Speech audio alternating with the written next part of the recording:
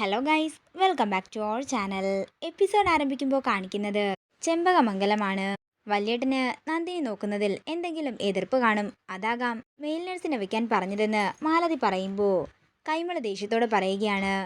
ദേ മാലതി, നന്ദിനി ആരാണെന്നും നന്ദിനി ചെയ്ത ത്യാഗം എന്താണെന്നുമൊക്കെ എനിക്കും നിനക്കുമൊക്കെ നന്നായിട്ട് അറിയാവുന്നതാണ്. എന്നിട്ടും കിട്ടുന്ന അവസരത്തിൽ നന്ദിനിക്കിട്ടൊരു തട്ട് കൊടുക്കുന്നതേ അത് വേണ്ട. അത്രയും പറഞ്ഞുകൊണ്ട് കൈമള ദേഷ്യത്തോടെ പോകുമ്പോൾ മാലതി പറയുകയാണ്, നിനക്ക് ഞാൻ വെച്ചിട്ടുണ്ട്, വൈകാതെ തന്നെ നിനക്കുള്ള പണി ഞാൻ തരികയും ചെയ്യും. അത്രയും പറഞ്ഞുകൊണ്ട് മാലതി ദേഷ്യത്തോടെ അവിടെ നിന്ന് പോകുന്നു. അങ്ങനെ മാലതി മൈഥിലിയുടെ മുറിയുടെ വാതിൽക്കൽ കൂടി പോകുമ്പോഴാണ് മൈഥിലി കട്ടിലിൽ മയങ്ങിക്കിടക്കുന്നത് കാണുന്നത്. ഇവളുടെ കിടപ്പ് കണ്ടിട്ട് അത്ര പന്തിയല്ലല്ലോ, ഇനി ഇവള് വല്ല കീടനാശിനിയും എടുത്ത് കുടിച്ചോ എന്ന് പറഞ്ഞുകൊണ്ട് മുറിയിലേക്ക് ചെല്ലുന്ന മാലതി മൈഥിലിയെ തട്ടി വിളിക്കുന്നുണ്ടെങ്കിലും അനക്കമൊന്നും ഉണ്ടാകുന്നില്ല. തുടർന്ന് മാലതി പെട്ടെന്ന് തന്നെ കാർത്തിയെ വിളിക്കുന്നു. അതേസമയം മീനാക്ഷിയും അങ്ങോട്ടേക്ക് വരുന്നു. ഇവള് കണ്ണു തുറക്കുന്നില്ലെന്ന് മാലതി പറയുമ്പോൾ എല്ലാവരും ടെൻഷനോടെ നിൽക്കുകയാണ്.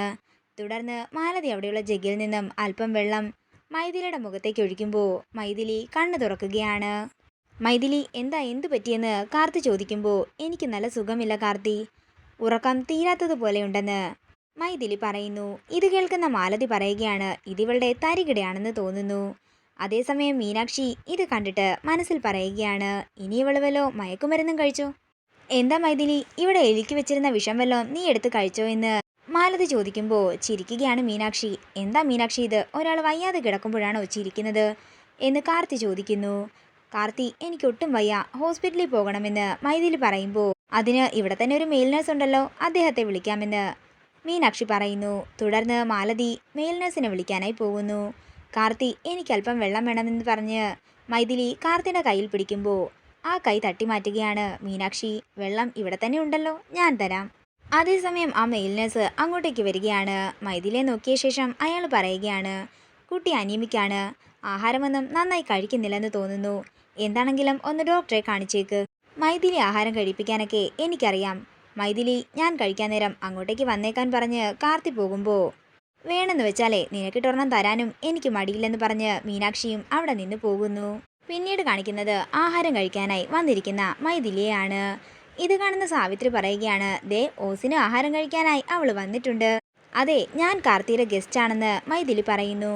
അതേസമയം കാർത്തി അങ്ങോട്ടേക്ക് വരികയാണ്.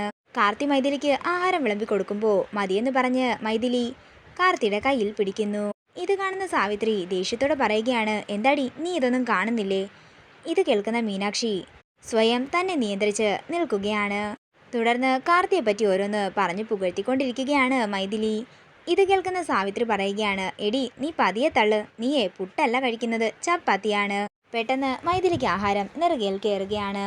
ഇത് കാണുന്ന കാർത്തി എഴുന്നേൽക്കാൻ ഒരുങ്ങുമ്പോൾ വേണ്ടെന്ന് പറഞ്ഞു ചെന്ന് മൈഥിലിയുടെ തലക്കിട്ട് 2-3 തട്ട് കൊടുക്കുകയാണ് മീനാക്ഷി. തുടർന്ന് വീണ്ടും മൈഥിലി കാർത്തിയോട് സംസാരിക്കാൻ നേരം മീനാക്ഷി അതിൻ്റെ ഇടയിൽ കയറുകയാണ്. ഡിവോഴ്സിന്റെ കാര്യം എന്തായെന്ന് മീനാക്ഷി ചോദിക്കുമ്പോൾ 2 ദിവസത്തിനകം വക്കീല് വരുമെന്ന് കാർത്തി പറയുന്നു. ഇവിടെ എങ്ങനെയെങ്കിലും പിടിച്ചു നിൽക്കണമെങ്കിൽ അഭിനയം തുടർന്നാലേ പറ്റൂ. ഇത് മനസ്സിൽ പറഞ്ഞുകൊണ്ട് മൈഥിലി പറയുകയാണ്, ലീഗലി ഞാൻ തന്നെയാണല്ലോ കാർത്തിയുടെ ഭാര്യ, എന്നെ ഡിവോഴ്സ് ചെയ്തിട്ട് വേണം നിങ്ങളുടെ കല്യാണം എത്രയും പെട്ടെന്ന് നടക്കാൻ. ഇത് കേൾക്കുന്ന മീനാക്ഷി ദേഷ്യത്തോടെ പറയുകയാണ്, അതെ, ഞാനാണ് ACPയുടെ ഭാര്യ, അല്ലാതെ നീയല്ല. അങ്ങനെ സാവിത്രിയും മൈഥിലിയും മീനാക്ഷിയും കൂടി വഴക്കാകുമ്പോൾ മൈഥിലി അവിടെ നിന്ന് എഴുന്നേറ്റ് പോവുകയാണ്. പിന്നാലെ തന്നെ കാർത്തിയും പോകുമ്പോൾ സാവിത്രി പറയുകയാണ്, മോളെ, നീ ഒന്നിനും വിട്ടുകൊടുക്കാൻ നിൽക്കരുത്. ആണുങ്ങളുടെ മനസ്സേ കാട്ടുകുരങ്ങിനെ പോലെയാ, അതിങ്ങനെ ചാടി ചാടി നടക്കും, നീ സൂക്ഷിച്ചോ. ശരി അമ്മായി എന്ന് പറഞ്ഞ് മീനാക്ഷി അകത്തേക്ക് പോകുന്നു. പിന്നീട് കാണിക്കുന്നത് ജയറാമിന്റെ കാര്യങ്ങളെല്ലാം നോക്കുന്ന നന്ദിനിയാണ്. ഇതെല്ലാം കാണുന്ന റോബിൻ പറയുകയാണ്, ശരിക്കും ഇവിടെ ഒരു നഴ്സിന്റെ ആവശ്യമില്ലായിരുന്നു. ഇല്ല, ഞാൻ റോബിനെ ഒന്ന് സഹായിക്കുന്നുണ്ടെന്നേ ഉള്ളൂ. രാത്രി എന്താണെങ്കിലും റോബിൻ ഇവിടെ ആവശ്യമാണല്ലോ. അങ്ങനെ നന്ദിനി ആഹാരത്തിന്റെ പാത്രവുമായി പുറത്തേക്ക് പോകാൻ ഒരുങ്ങുമ്പോൾ ജയറാം പറയുകയാണ്, ദേവി, എൻ്റെ കൂടെ അല്പനേരം ഇരിക്കാമോ? ആ നഴ്സിനോട് പുറത്തേക്ക് ഇറങ്ങി നിൽക്കാനും ജയറാം പറയുന്നു. അങ്ങനെ ആ നഴ്സ് പുറത്തിറങ്ങിയതിന് ശേഷം നന്ദിനിയെ തൻ്റെ അടുത്തിരുത്തുകയാണ് ജയറാം. എൻ്റെ അസുഖമെല്ലാം മാറാൻ നന്ദിനിയുടെ ഒരു നോട്ടം മാത്രം മതി എന്ന് പറഞ്ഞുകൊണ്ട് നന്ദിനിയുടെ 2 കൈയും ചേർത്ത് പിടിക്കുകയാണ് ജയറാം. സന്തോഷത്തോടെ രണ്ടുപേരും പരസ്പരം നോക്കുന്നു. ഇതോടുകൂടി ഇന്നത്തെ എപ്പിസോഡ് ഇവിടെ തീരുകയാണ്. വീഡിയോ ഇഷ്ടമായെങ്കിൽ മറക്കാതെ ലൈക്ക് ചെയ്യുക, ഷെയർ ചെയ്യുക, കമൻറ്റ് ചെയ്യുക. കൂടുതൽ സീരിയൽ അപ്ഡേറ്റ്സിനായി മറക്കാതെ സബ്സ്ക്രൈബ് ചെയ്യുക.